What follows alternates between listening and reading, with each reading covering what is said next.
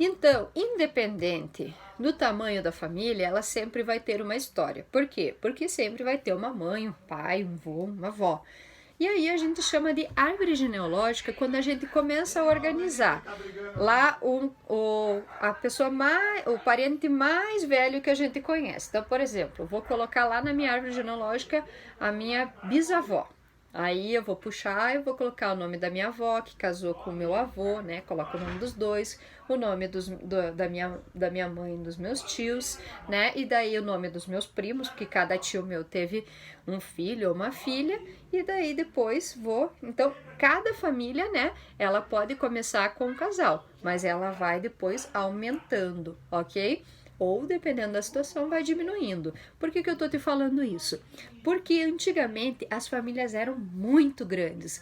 Conversa aí com a mamãe, conversa aí com o papai, que talvez a vovó ou a vovó não seja tanto, mas a sua bisavó certamente deve ter tido pelo menos uns 4 irmãos, tá? Que era algo comum, tá?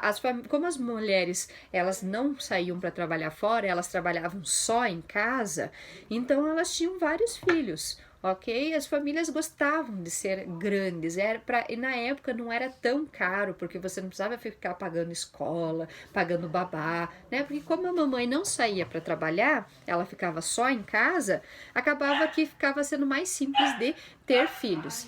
Então as famílias eram muito grandes. Só que com o passar do tempo, as mamães, né, as vovós começaram a ir a trabalhar fora. Aí cada vez que tinha um bebê, o que acontecia? Tem que contratar uma babá, tem que, né, ir levar no médico, daí tem que pagar a escola e tal. Começou a ficar um pouquinho mais caro. E daquelas famílias que eram gigantes, por exemplo, acho que da minha avó, meu pai tem 11 irmãos.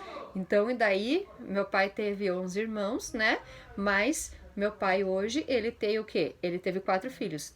Eu tenho uma irmã que faleceu, então ele tem 3 filhos vivos, ok? Mas de 11 para 3 já diminuiu. Eu agora, né, sou uma das filhas, eu tenho um filho e eu sou a única. Meus irmãos não tiveram filhos. Então, cada vez vai diminuindo, tá? É comum isso.